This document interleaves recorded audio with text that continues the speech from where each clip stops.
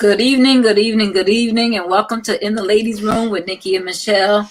Thank you for coming back to hang out with us another week. Tonight's topic, which is kind of serious. Well, no, not kind of, it is serious. We're talking about trauma in the age of Trump, and we will be discussing the how it is for Black women to deal with trauma, but trauma, especially within the age of dealing with Trump.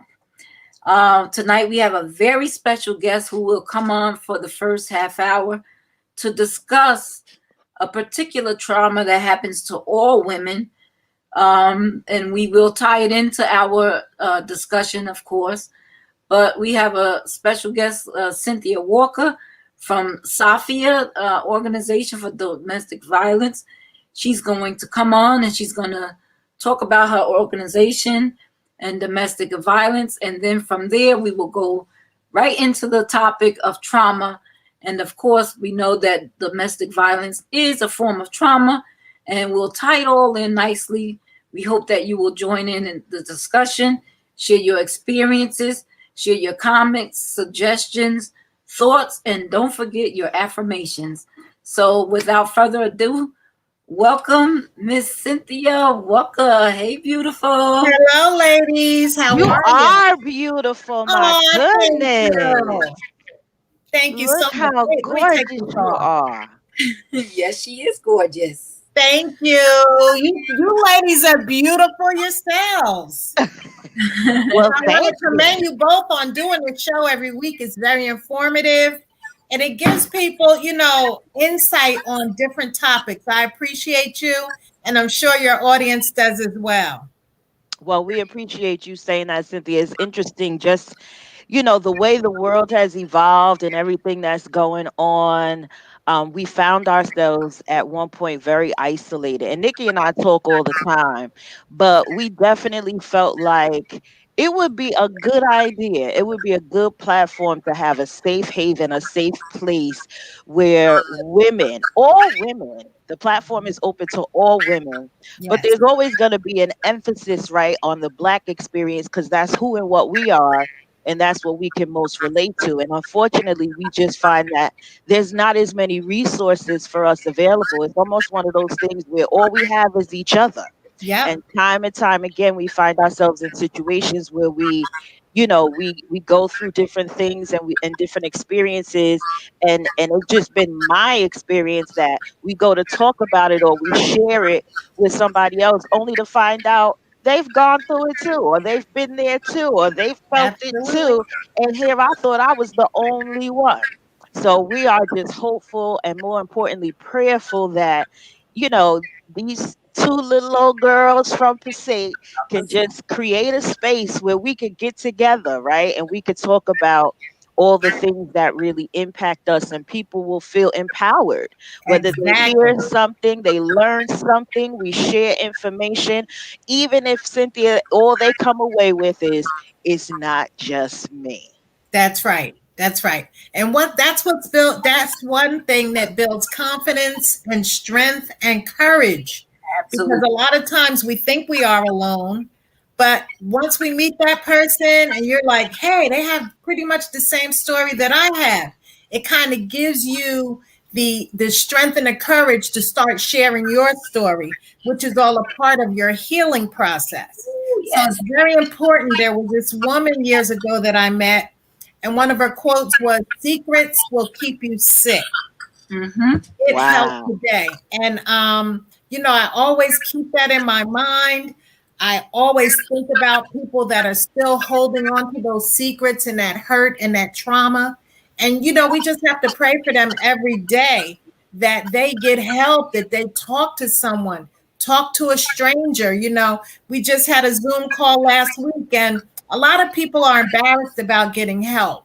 So, one of the things that I talked about was, if you don't want people to see you in your own town, go 2 or 3 towns over where no Exactly. one knows you. We talked about, if you believe that your child is a bully, if you have been called to the school 4, 5, 6 times, okay, something's going on here. Your child is bullying the other children at the school.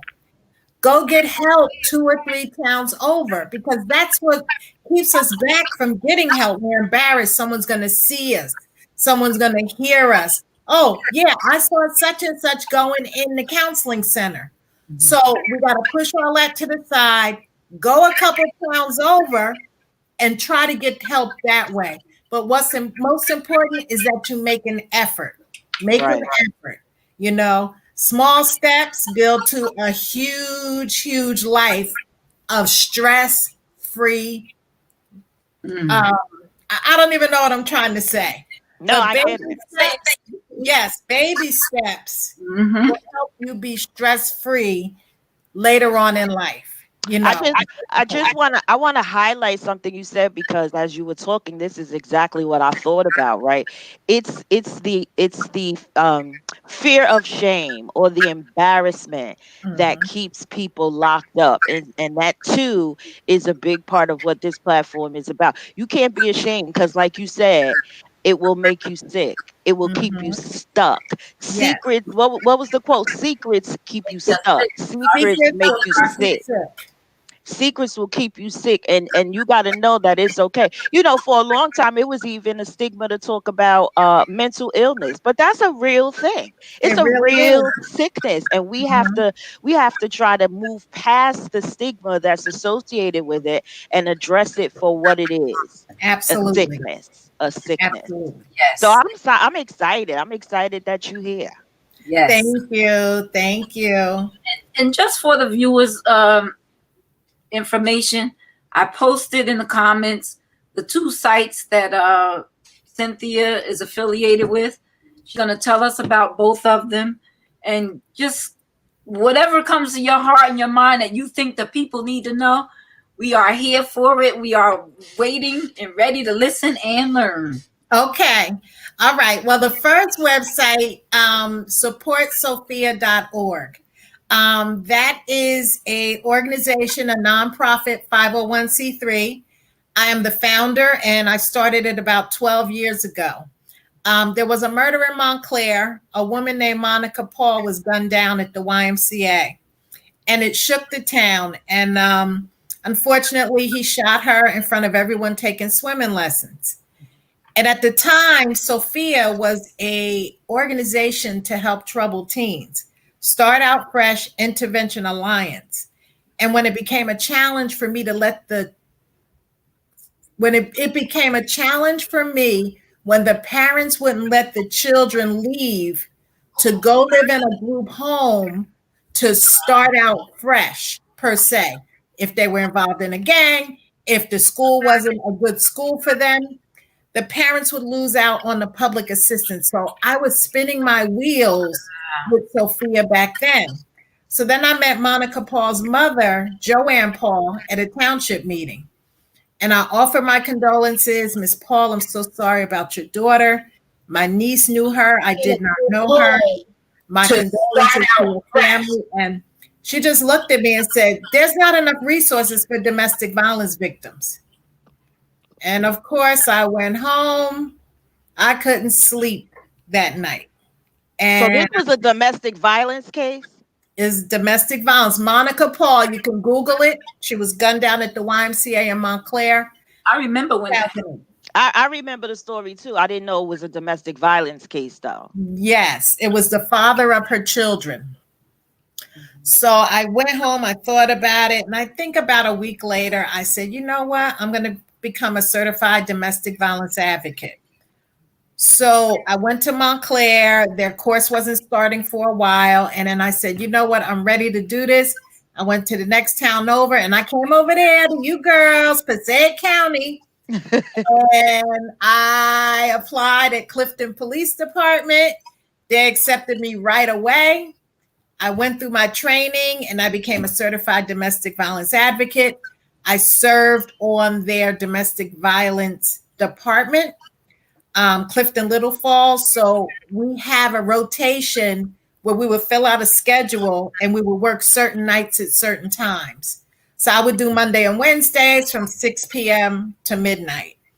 And what happens is when someone goes into the police department, Before they file the restraining order, they're asked if they want to sit with an advocate. At that point, we receive the call. We go to the police department. They have a designated room for us. And we go, and basically, we're just trained to be good listeners. Everybody's not a good listener. Some people love to talk. So if you love to talk, this is not for you. If you're a good listener, you can be understanding and empathetic and relate to what they're saying. Be non-judgmental. A certified domestic violence advocate may be something for you. So you just sit and you listen. I've sat in for 20 minutes with a client. I've sat in for 2 hours with a client. And then when we're done, my question to them is, what would you like most now? Some people just want to go back home. I just want the abuse to stop. Some people are ready to go to a safe house. Some people are looking for an attorney. So when they're ready to leave, they'll have the resources to file for custody for their children. Every person has a different story and a different need. So we ask that question, what would you like most now? We have a wall of resources, and we just give them the best information that we can. Then they go back out and they file the temporary restraining order at that point. So I served on the Clifton Little Falls Police Department domestic violence response team for a few years. And then I kind of delve into Sophia and put more energy into the programming.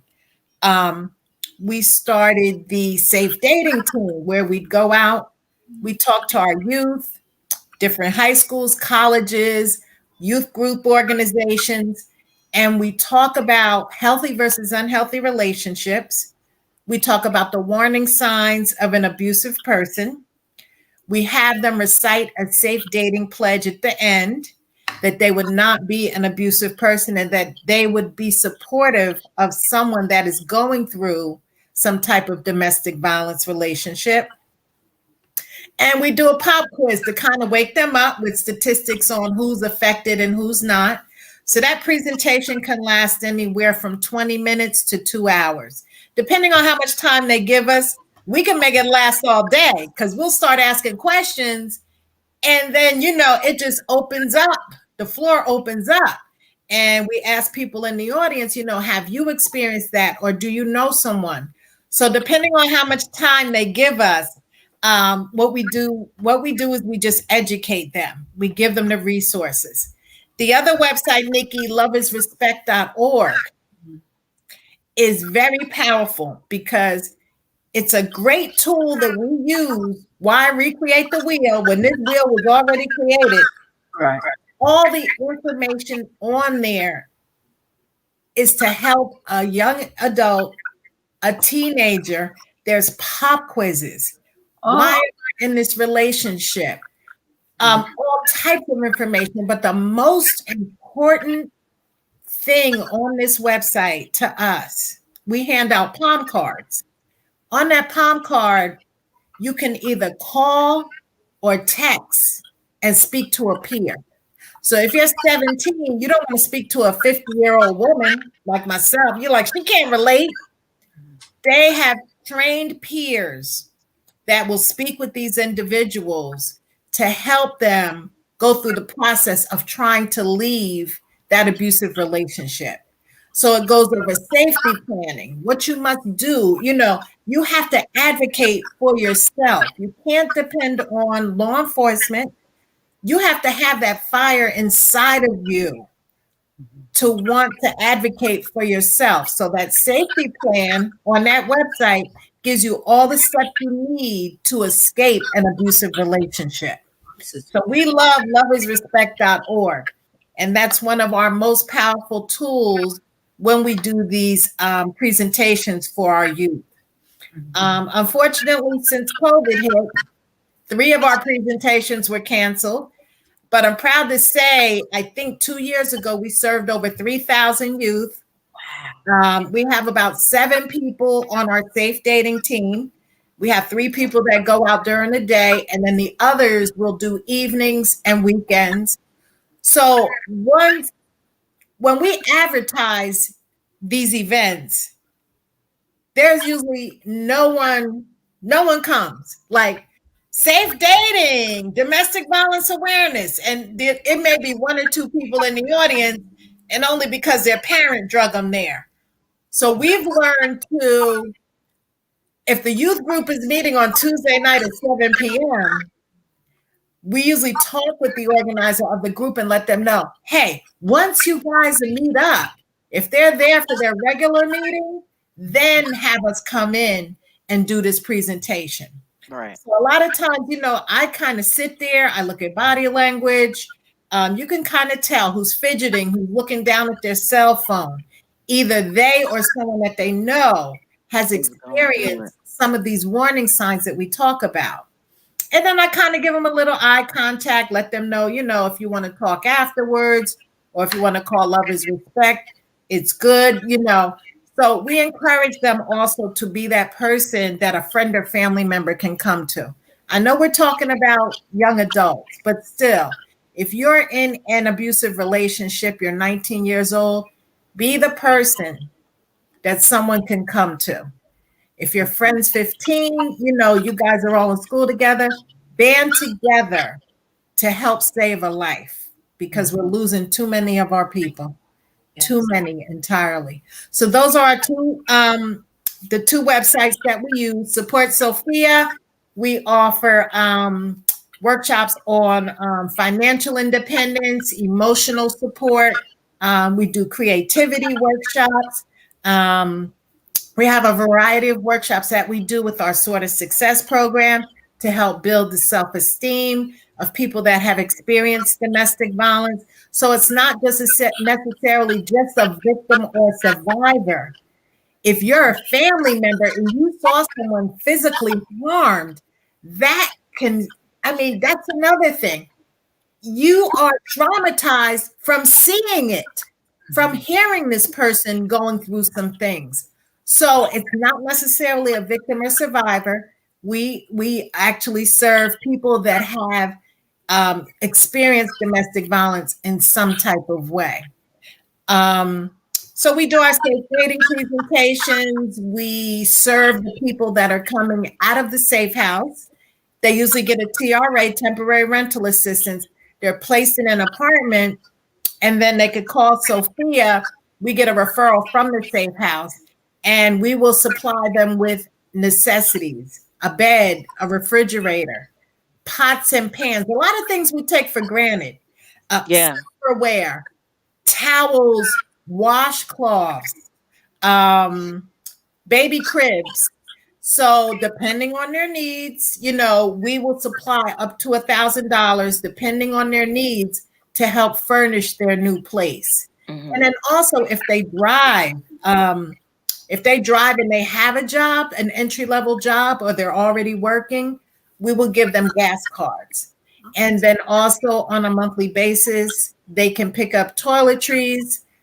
They could come, they could pick what they want. We usually give them 2 big bags to last them a few months. We just had a program called We Care. Stop me at any time, Nikki, because I could talk all night. No, we taking it all in. We taking it all in. It's good to know that there are resources out there, though, because I think oftentimes, women, when they find themselves in these situations, either they don't know, or like we said before, there's fear. Mm-hmm. There's that, embarrassment thing. So we have to share the information. We have to share all that information. Absolutely. What would you say, Cynthia, though, is the overwhelming, I don't want to say results, but what do you hear most often from these victims that surprises you? Is there anything that's like I thank God have never. Michelle, wait. Let me just say, let's wait for that question because that's going to lead into our trauma piece. Oh, okay. I did want to ask a little bit more about the information about how, if somebody wanted to get involved, if somebody wanted to be a domestic violence domestic violence response team member. Exactly. How would they get involved? What would they do? Is the process hard? And how, because sometimes people will shy away from things that they think is going to be too hard. So yes, I wanted to know more about that. And then, Michelle, hold on to your question. I know you're going to forget, so write it down. Write it down. So, I mean, for someone to become a certified domestic violence advocate, they would contact their local police department. If they don't have, all police departments are supposed to have this department, within, from what I hear. So you contact your local police department. If you don't get results from that, you can contact your prosecutor's office. Passaic County Prosecutors. Prosecutor's Office is amazing. Let me Really? tell you, I got all my training through Passaic County. Passaic County Prosecutor's Office is amazing. So, Prosecutor's Office in Passaic, we refer people from Essex County to the Essex County prosecutors. Pamela McCauley does a fantastic job with the sanctuary program, and that's usually between 40 and 60 hours of training. So what you go in and you learn how to communicate with a domestic violence victim. You learn all the different resources that are available. They give you a lot of paperwork to take home and you could study. So that course is anywhere from 40 to 60 hours. It may be one night a week. It may be 2 nights a week. It may be a couple Saturday mornings. But once you complete that course, you receive your certification on domestic violence advocacy, and you can work volunteer for your local police department, or you can also volunteer for domestic violence organizations like Sophia. We prefer that people are certified to be involved with our safe dating team, So that way you know how to communicate. A lot of times, let me tell you, I still go and I've gone to presentations and there were questions asked that I could not answer because you have to be very careful. You can't say, well, yeah, go home and call the cops. No, that's not the answer. If your parents are fighting, you have to go to a family member and get that support from them. You can't just call the cops. It's such a difficult, and each case is different. That's all I have to say. You have to be careful with your language. Let me just go over one thing because some people don't understand how to communicate with a victim. Okay. And a lot of times I like to talk about what you can say to a victim because you don't want them to cut you off. You don't want them to be more isolated than they already are.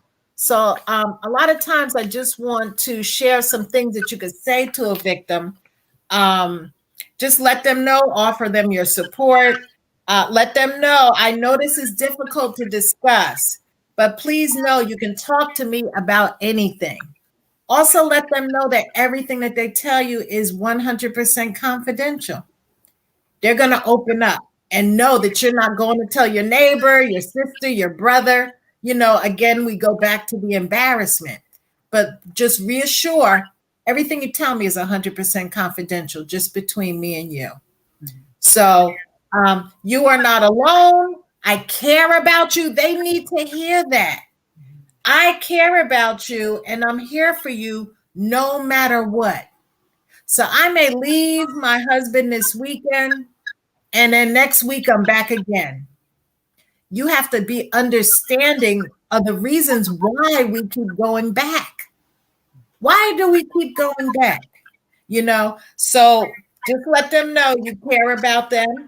You are not responsible for what's going on. A lot of times they tend to carry that guilt. They really do. No matter what you did, you do not deserve this. You do not deserve this, And as you keep saying these things to them, they're going to build your trust and then they're going to, start opening up to you. And then hopefully, it's going to take time, but, you could develop a safety plan with them. It may take 2 weeks. It may take 2 years, but you have to be patient. And if you're not a patient person, don't offer your help. Are you just being nosy to find out what's going on? Or are you genuinely caring for this individual and going to be that person that they could depend on? Okay.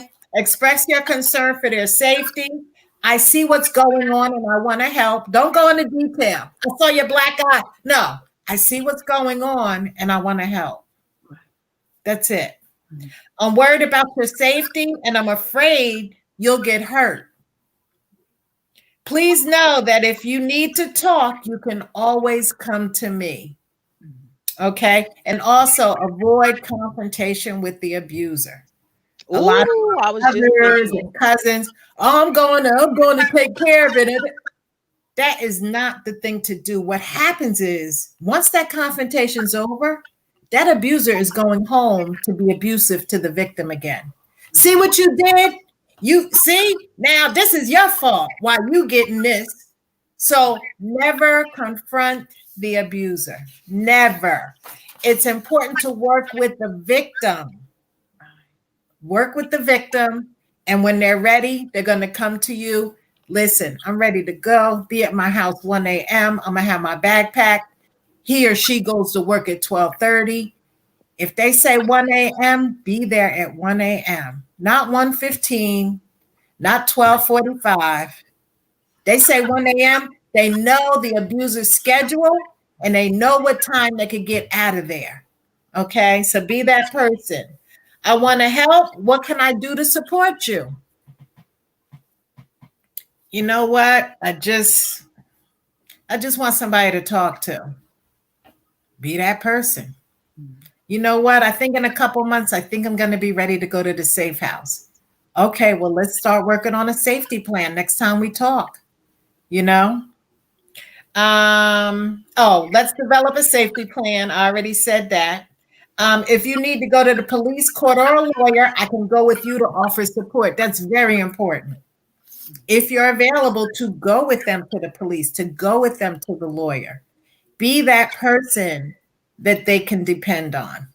Okay, so those are just a few things I like to talk about because a lot of times we don't know what to say.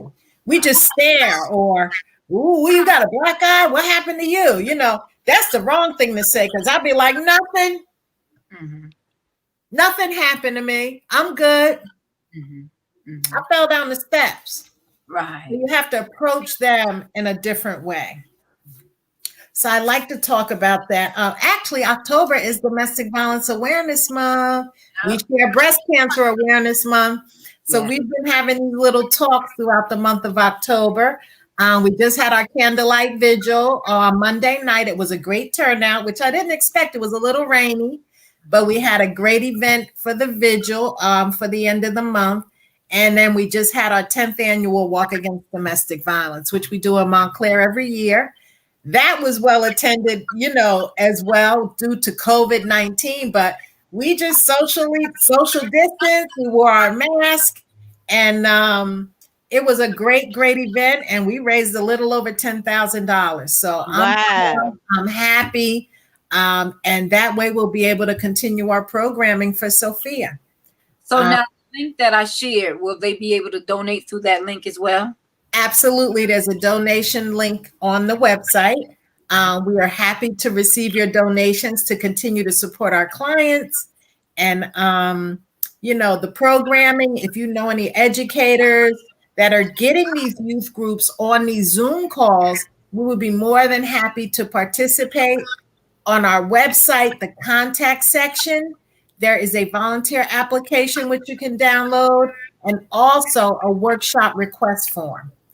The educator can fill out the workshop request form, fax it or email it back to us, and we'll do our best to make arrangements with one of our advocates to speak with these our youth about education, awareness, prevention, and warning signs. We talk about healthy versus unhealthy relationships, and we just try to educate them the best that we can and give them the tools to have a safe and healthy relationship. That's excellent. So now, Michelle, you know I don't remember your question. Look, did you write it down? I didn't write it down, but I still have it in my head. I just, you know, I often wonder, right? And this information is so valuable because And I think a lot of times the way we respond the way that we do is because some of us clearly don't understand, and we really want to, right? We Mm-hmm. really want to. We want to be open. We want to be able to understand. We're just, if you don't live in a particular situation, you can't always relate to it. And I want to be also sensitive to that. But I Yes. think I want to understand, is there anything overwhelmingly that you've uncovered from working with, domestic violence victims that you were just surprised by? No. Mm-mm. No. No. Trauma is trauma to me. There's different types of trauma, and we usually have conversations with them to find out what would help them overcome their trauma. What have they always wanted to do that we can help them do now? Like we do crocheting workshops, creativity kind of builds a self esteem. We had one client that wanted to take singing lessons. So we paid for her to take singing lessons. Mm, She was looking for an outlet. Wow. But no, there's nothing is surprisingly no. The answer to that question is no. Each case is different. Each person's different. The needs are different, and we just try to work with people on an individual basis to help them and get them to where they need to be. mhm. So you mentioned warning signs. What are some of the warning signs? Warning signs. Let's see. I was looking at the effects of domestic violence. Trauma. You ladies are going to go into that? Yes. So what I really wanted to talk about is the different levels of trauma. Mm. A lot of times people, they have different experiences with trauma, and trauma could mean a lot of different things to a lot of different people. Mm-hmm. But if you're not really understanding that there are categories of trauma, you would almost tend to lump all trauma together. Mm-hmm. And some trauma is very different than other trauma, and especially when we're talking about issues like domestic violence or Mm-hmm. neighborhood violence. The Right. trauma is not so much acute. Acute trauma is trauma that might happen once, and it's really a big trauma. But you go through that experience, and not to say that you don't relive it mentally, but it's one and done pretty much. Right. But when you have complex trauma happens over and over again. And when you're in a situation like domestic abuse, it doesn't stop at one and done. It's repeated. And a lot of times, if you cannot get out of the only difference between acute trauma and complex trauma is the fact that you're stuck. Sometimes people are stuck.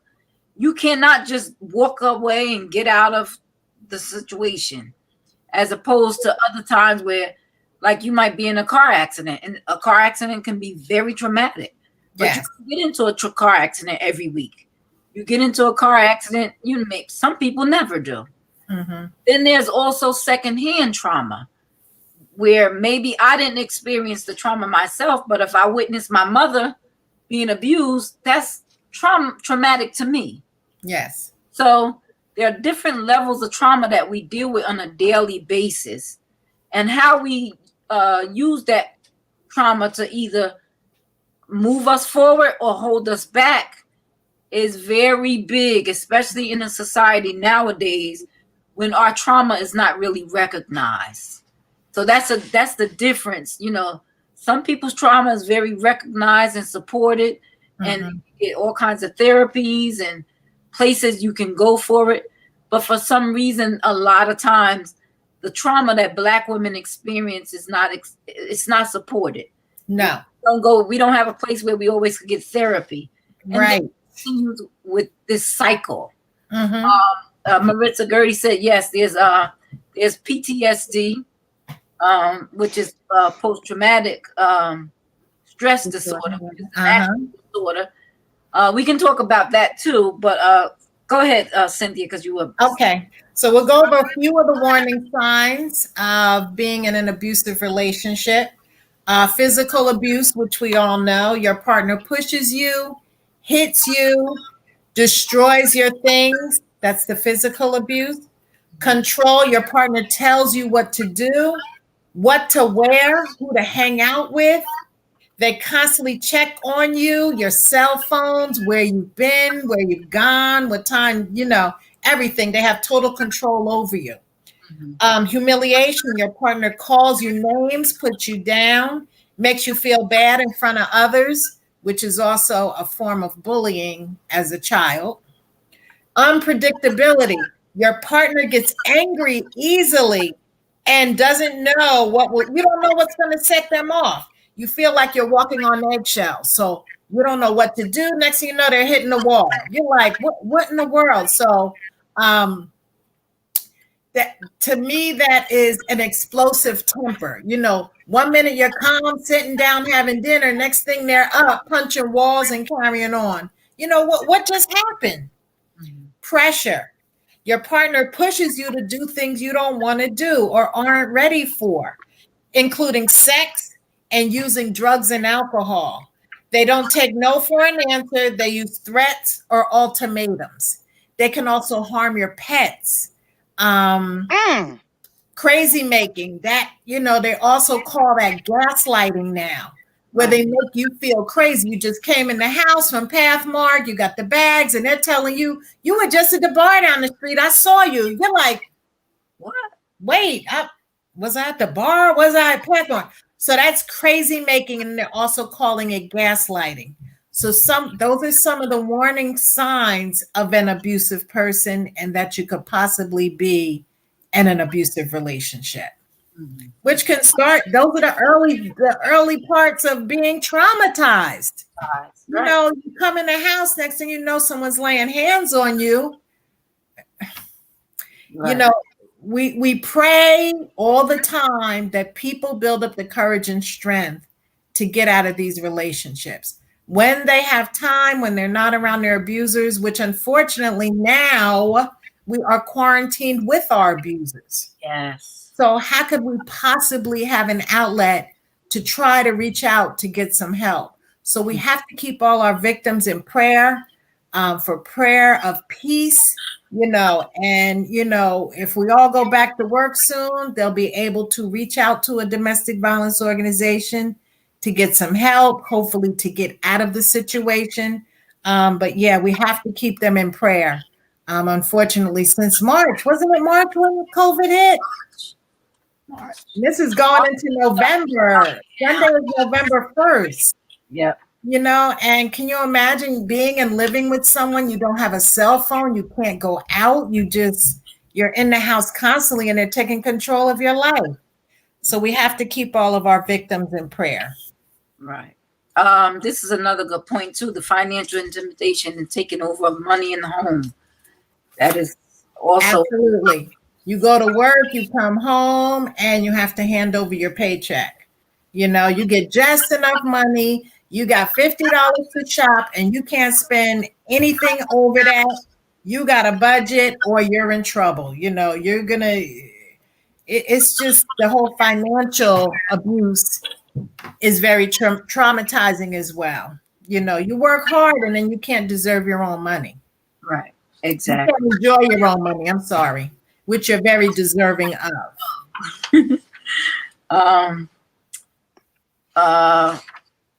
I'm sorry. I'm trying to highlight some of our comments. What was that?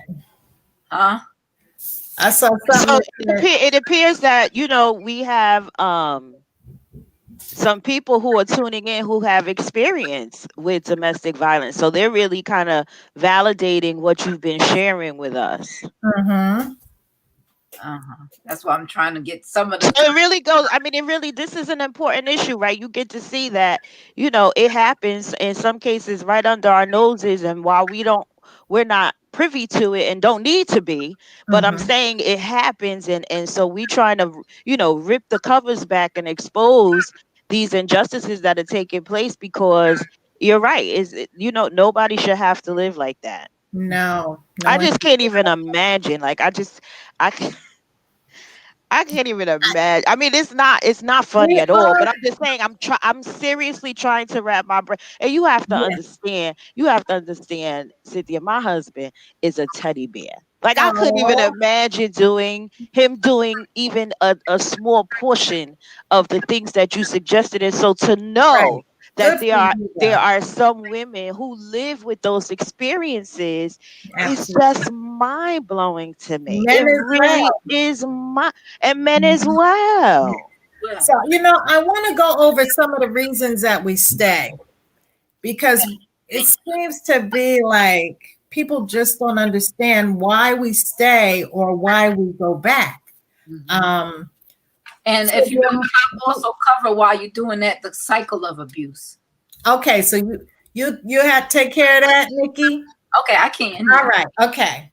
So the emotional reasons for staying. Belief that the abusive partner will change because of his or her remorse and promises to stop battering. That's a part of that Like. cycle. Mhm. So there's the honeymoon phase, they're in love, they're buying you flowers and everything. Mhm. And then the next minute they're being abusive. So in your mind, they're going to change. You really hope and pray that they're going to change and not and stop treating you like that. Right. Um, so anyway, we hope and pray that they're going to change. We stay. We love them. We just want the abuse to stop. We love them. Mhm. Fear that the abuser who threatens to kill the victim of abuse is reported to anyone. Lack of emotional support. Guilty over the failure of the relationship. That's So, that's a big I, one. do I want to leave? Nah, because I'm going to feel guilty because I left. Fear of making major life changes. If your mind is already set that you're living like this, Mhm. why do I want to change and get help for myself? You're already brainwashed. So, this is how you think and believe that you should be living in an abusive relationship. Feeling responsible for the abuse. We tend to throw the blame on ourselves for our actions. Feeling helpless, hopeless, and trapped. So if I'm feeling that type of way, I have no energy to even try to escape the abusive relationship. Mm. And believe that he is the only one who can help the abuser with his problems. So I'm staying because I think, oh, I'm the only person that can help the abuser. No one can help the abuser but themselves, you know. So that's just some of the, and then there's the situational reasons for staying. Economic dependence on the abuser because you don't have your own income. Fear of physical harm to yourself, your children, or your animals. So if I'm going to attempt to leave, he's going to harm the children and the animals, or himself or herself. Fear of emotional damage to children over loss of a parent. That is a big one. I'm going to take you away from your mother or your father, take my children away. So these are some of the reasons why we choose to stay. Lack of job skills. If I married you when I was 17, I never got any type of education for a trade or a degree. So I don't think that I could work or even make a decent amount of money. So I'm just going to stay. Social isolation and lack of support because the abuser is often the victim's only support system. Mhm. Lack of information regarding domestic violence resources. That's why it's up to us as a community, as advocates, to get this information out to the victims. They'll have the information. They may not take action right away, but they know that there's somewhere that they can call or go to. Lack of alternative housing, and cultural or religious constraints. So those are some of the reasons why we choose to stay and sometimes why we go back to these abusive relationships. So I just want to kind of shed light on that so people can have an understanding and not be so judgmental when we go back, so Right. those are all the things you could kind of think about. Train yourself to be a good listener, get the resources, learn the language, and hope and pray that they have the strength and courage to leave. Nikki, you had a circle, the wheel, power and control wheel? Yes. So Okay. with the cycle of abuse, it starts out, what they call the attention phase, a phase where things are building. Like you can see that every little thing might start to get on your abuser's nerve. And they're just kind of almost like making excuses to build up to the actual tension. Mm-hmm. Then there's an actual incident, where of abuse, be it verbal or most likely physical. And it doesn't matter how bad or not. One hit is too much. It could be a hit, it could be a smack, it could be anything. Mm-hmm. It's the abuse, the actual incident. Then there's another period that they call like the honeymoon. Mm-hmm. I'm sorry, I didn't mean to do that. Maybe sending you flowers, maybe buying things. It could be all sorts of ways that they try to make you feel better about, I didn't mean to do that, but you get me so angry, but I really do love you. I can't see myself without you. So that's the honeymoon phase. And then there's a short period when it's just calm. Yes. Almost seem like a normal relationship. Nothing is really going on. And then after a while, it goes right back around to the tension. Things build up again, then there's an incident. So that's why they call it the cycle or the wheel of abuse, because it goes around and around. It doesn't really stop at one particular incident. It goes from one thing to the next. And so that's why in that particular incident, trauma is not only is it relived, but then you start looking at comorbidities, because it will cause other things to happen. Mm-hmm. So if you're depressed from being in this cycle, depression is another illness, so to speak, that goes hand in hand with the trauma of domestic violence. Yes. So these are things that sometimes we don't always understand, even when it's happening to us.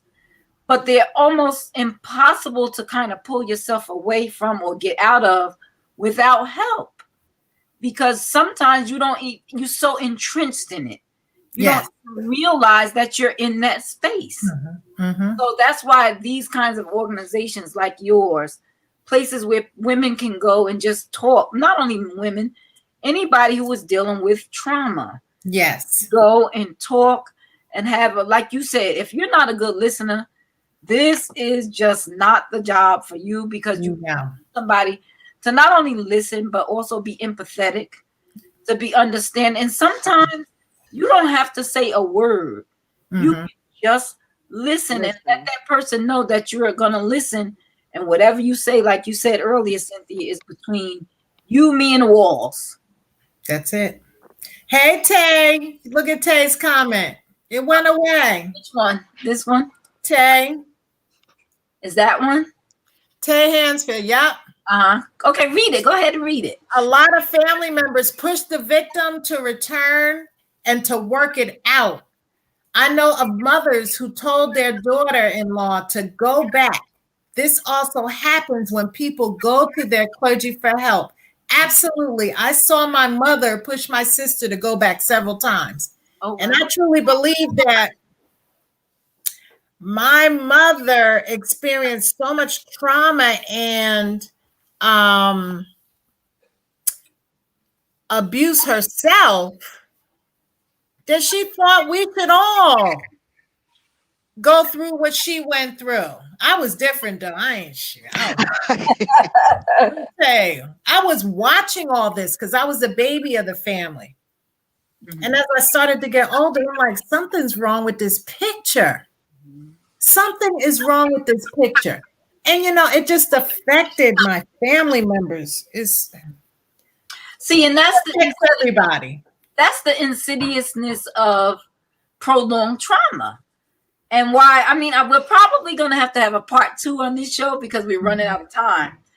But when I think of trauma, I always go back to Dr. Joy DeGroove's study about post-traumatic slave syndrome and how slaves have been traumatized, enslaved people, not slaves. I don't use that slaves anymore. Enslaved people have been traumatized from the time we got off the boat until now because it's a cycle that we've not learned how to really break. We haven't learned how to break it because for one, some of us don't recognize what it looks like. We don't recognize what it is doing to us. And we don't get support from the outer society to get rid of this trauma. It's still going on. Mm-hmm. And so what we don't realize with trauma that is very, how could I say, passed down, that we pass down generation to generation, that trauma causes psychological dysfunction in a way where you start to almost see yourself, or you come up with these core beliefs about yourself that you don't deserve certain things in life. Absolutely. So look at your life in that kind of a myopic, it distorts your reality. It does. And those are the things that keep you in bondage from trauma. So unless we learn to look at that and what it looks like and what we need to do to overcome trauma, we're going to be stuck. And the reason I entitled this show Trauma in the Era of Trump is because with a Trump administration, now we don't know if he's going to be there next week or not, but either way, his being in office has added another layer of trauma to our experience in this country that we have to start learning how to figure out a way out of whether he's there or not. Because if not, we are going to constantly be bombarded and experiencing what they're now calling trauma porn, where almost daily you could look up on Facebook or any social media website and see Black bodies being traumatized, which then traumatizes the actual person who is watching. And then eventually that cycle turns into desensitizing. And once you're desensitized, you almost don't see people as human. Right. You don't see people as human. You allow things to happen to people that should not happen. So we have to learn how to break this cycle of trauma. But it starts with things. I mean, it seems like a monumental task to take on domestic violence, which is why I commend you so much, Cynthia. Thank you. It's really thank you, girl. The team. I think. Can I just add something though? Because what really popped in my mind as you guys were talking is that I think what we're really truly in the moment experiencing, because for a very long time, I know, Cynthia, you mentioned your mom and her situation, and I'm reading the comments and we're hearing about mothers and grandmothers who were in abused relationships, and you talk about how it impacted your family. I think what we're experiencing is that for a very long time, this is what was known as keep your dirty laundry in the house, or don't air your dirty laundry. Yes. So people didn't talk about it. Stays here. Exactly. So people didn't talk about it. And so now that we are evolving in the way that we are, I think this is what my good girlfriend Iyanla Van Zant would call pathological. It's a pathology, right? It's being passed down. And because we've been quieted for so long, there's a real reluctance to all of a sudden stand up and be like, I'm being abused. I need help. Right? There's a reluctance to do that, whether it's for embarrassment, what we've learned, or whatever the situation may be. So I know we're running low on time, but I'm teaching myself. It's late in the day, but it's teaching myself to try and be more solution based. So we talked about the fact that there are resources available.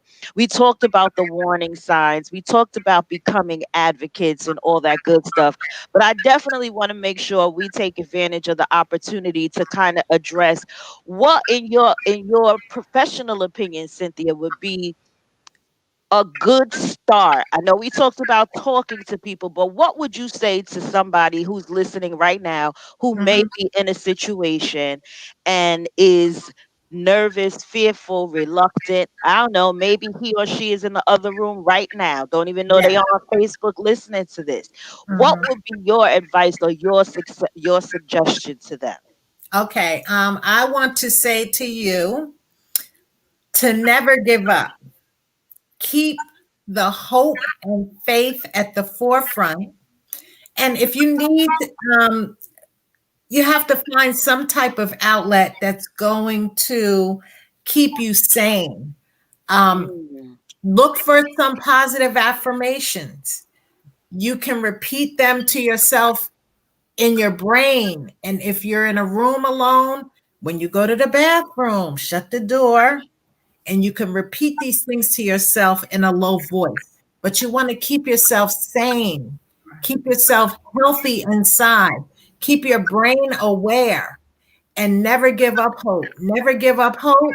When you build up the strength, when you build up the courage, the time will be right for you to reach out to someone to help you. Okay, so we talked a lot about the warning signs and things like that tonight. If you have that gut feeling that you're in an uncomfortable situation, please just don't give up hope. Keep the faith, and you're going to build up that strength to get the help that you need to leave your abusive relationship. Know that we love you, we care about you, and we're here for you. Yeah. So we do whatever we can to help you. You know that person, and maybe two people, it's not many, that will be there to support you. Okay. So no matter what you do, if you go back, if you leave, you go back again, that person's going to be there for you. We will always be there for you. And also, the Passaic County Women's Center is an excellent resource in mm, Passaic County. So just know that there's resources out here. Know that we are there for you. Know that there's an alternative to your situation. Keep the faith. We love you. And we're going to wish and hope and pray that you're able to get out of that situation when you're ready, when it's your time. Okay? We love you I and we love that. I love that. Cause see, and I learned so much from you tonight, Cynthia. Cause I'm not gonna lie. I would be that friend. I'd be like, you gotta leave. You gotta leave. You just gotta go. Pack your bags. Mhm. You gotta go. But that would be, I wouldn't mean for it to be judgmental, right? But Right. that may come across that way. Exactly. So We so just don't know the language. We don't know how to exactly. communicate. And The, now the resources are here where we know now. Now we know how to communicate to Mhm. let them know that we're there for them. Michelle, do you know anyone that has experienced domestic violence or is in an abusive relationship? That's just a yes or no. Yes. Yes. Nikki, Yes. Yes. I have nothing else to say. I mean, it's everywhere. It affects everyone. And, if we can always say, we have to educate our youth, we have to educate our youth, we have to talk to our young boys Yes. about growing into well meaning adults. So if they're growing up in a domestic violence household, they're going to continue to be abusive. And it's our job at Sophia and all these domestic violence organizations and mentoring programs to help break the cycle in our youth. It's easier to bring this to their attention as a child and a teenager than try to change an abuser that is 40 or 50 years old. So that's what we're talking about when we say break the cycle. Break the cycle at an early age. At an early age. So it's very important that we become advocates and we educate our youth. Also, another thing, Nikki, I wanted to mention this to you. How do we help our children deal with rejection Mhm. and I've always believed that there has to be some type of program in the school Like I see some schools doing what's that meditation thing? It's mindfulness. Oh, mindfulness meditations, yes. Or So even what does it mindfulness take? activities. What does it take to put these programs in the schools? I It's don't so get it. difficult to get these programs in the schools because schools are so, they're just now really coming around to the idea that school cannot be this specific place where kids learn to go graduate and then work in a factory, because that's what school was created for, Mhm. so that they can have an industrial piece after they left high school. So now that the world has evolved and jobs are so much different now, we have not focused on the person, on the person that you have in front of you as a student. And so having these programs in the school, just like Ashley Lipscomb has this anti-racial program now that she's trying to get into schools and teach teachers and administration and even students how to teach from a standpoint of non-colonialism. And these programs are extremely difficult to get into the school because people, especially, I hate to make it a political thing, but especially Republicans are not really buying that this is the kind of treatment that people need. They are not really understanding the fact that it's easier to build strong adults than to repair broken adults. They just don't get that. I don't get it. I have so many questions in my head, so many suggestions, and I can't save the world. Everyone keeps telling me, but I always have questions to especially educators. Mhm. I what is it? Because Another thing, our parents block our growth in positivity. Mhm. Because here's the thing, this is I universal. can talk all night, but anyway. But Go ahead. this is a universal thing for children and adults. But when we were coming up, the saying was, kids are to be seen and not heard. But that's a silly way to raise kids. I mean, of course, you want to guide and guard your kids from certain things that they probably should not know or see or be a part of. But for the most part, kids should be heard because that's a part of being validated. And Absolutely. so, in being validated, there's a level of respect that is gained from being validated. Dr. Joy DeGruy, of course, you're going to hear me mention her many times because I'm like, she has seminal work on all kinds of behaviors related to African Americans. And so she has a study about the correlation between respect and violence. And where young Black men don't feel respected, there is a high propensity towards violence. So I think that what they have to learn how to do in the schools is validate the kids so that they have a sense of self-worth and respect. And then allow these children to learn how to self-soothe without other external things, without Yes. computers, without drugs, without alcohol. People are not taught to self-soothe. And that's a very important part of being human. It is. To know how to calm yourself down. Right. Right. I think and I know we gotta wrap up because now we going over, but I think too, again, listening to you ladies talk, Nikki over here mentioning doctors and all that kind of stuff. I'm gonna keep it basic for you, Cynthia. Okay. This is how I think. Okay.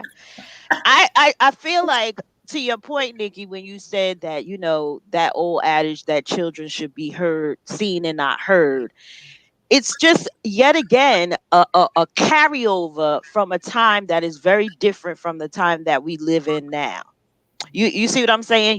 We nowadays, kids have so much exposure to so many things at such early ages. To ask them to be seen and not heard is almost unreasonable. It is unreasonable. It's like, if anything, you should get them talking so that they can tell us what they're being exposed to. This now is not the time to keep them quiet. We need to get them talking. We need to have dialogue. We need to have an exchange of what's happening. The definition of insanity is doing the same thing over and over and expecting a different result. And we can't continue to live and move and act the way we did in 2020, like it's still 1950, and there's not social media, and there's not video games, and there's not all this access. So as the times change, we as a people have to change. Our thinking has to change. You know what, I won't even say change. It has to grow. It has to evolve. It Right? does. It has to evolve to match the surroundings that we're living in right now. And so again, if I could just circle back to what we were talking about initially, is why these types of situations, I believe, is so important, to get the word out, to get the to get the conversation started. Yes, Period. absolutely. So, that's my 2 cents. Oh, that's about 50 cents. What you talking about? Right. Not 2 cents. Right. So yes, we have ran out of time as always. Oh boy, good, and we run out of time. But again, I would like to revisit this topic. I'm not sure if it'll be next week, but we will revisit it. Okay. So you're welcome to come back on and talk to us, because I know that you have a plethora of information, not just about domestic violence, but lots of different things. A lot of different things. So we'd like to invite you to come back on. Please continue this topic on about trauma. And don't forget, ladies, we're here every Thursday, 7:00. We hope that you'll join us again. We lost Cynthia. I don't know what happened, but we lost Cynthia. We thank her so much for coming on and sharing her knowledge and information. We hope that you will go to her sites, donate. Here she is. I'm sorry. Here she is. She's back again. Sorry about that, Cynthia. Yes. So go log onto her sites and donate whatever you can. Go back and re-listen to this again, because she dropped some definite jewels. And if you wasn't writing it down, you may have missed where you can go and get some more information, and even be of help if you can. So please go back and listen. Cynthia, again, we thank you. We love you. You know I love you. Yes, I love you too. Love you and thank all the listeners too, Nikki, who chimed in and shared their stories and stuff. Yes, I was. I definitely was not going to forget our loyal and loving listeners. Thank you so much. Beatrice Dye, you are yes. Amazing. We love you, Beatrice Dye. Angela, Vora, Maritza. Who else? We have Kimberly, of course, Stacy. Yes. Shout them out. Yes, McKinley Brown, Denise Rutherford. We love you, and we thank you so much for joining us. Mr. Rodney Creech. Yes. Yes, Mr. Elliot Scott Carter, my cousin. Thank you for joining us. We hope that you'll come back again next week. I hope I didn't miss anybody. If I did, count it my head, not my heart. We love you all. Lance Williams. Yes, hey, Lance. Martina, while she driving, Martina, keep your eyes on the road, please. Yes, Martina, we love you. We want you to be in one piece. But again, don't forget to go and visit these sites. Share what you can, and we will see you next week. And don't forget to pray. Yes. And also, what are you doing? What are you doing to help eradicate domestic violence? Get involved somehow. Every little bit helps. Michelle, I'm about to put her on the spot since she said it. Michelle, I know that we ain't used to doing this, but this week especially, we want to close out with a word of prayer. So if you would please oblige us. Absolutely. Father God, we want to thank you for this time. We want to thank you for this time of fellowship. We want to thank you for this time of communication. And we want to thank you for our lives, God. We want to thank you for bringing us together so that we can share this information. God, right now, with this conversation, we want to just ask you to reach down, touch, breathe on the households for all those men and women who may be experiencing domestic violence, God. Touch, move in a great way. Show them that this is not a way for them to live. This is not of you.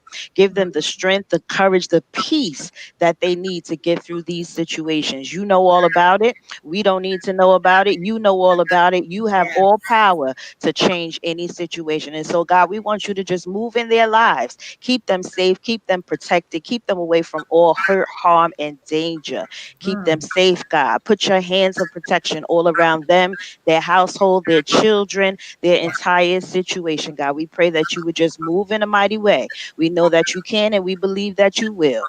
Thank you for this time. Thank you for all of our listeners. Thank you for Cynthia bringing all this information to us. We just bless you right now, God. Even now, in the midst of everything, we thank you and we bless you. In Jesus' name we pray. Amen. Amen. Amen. Now that's a closeout for you. Yes. Yes, we love you guys. Good night, and we'll talk to you soon.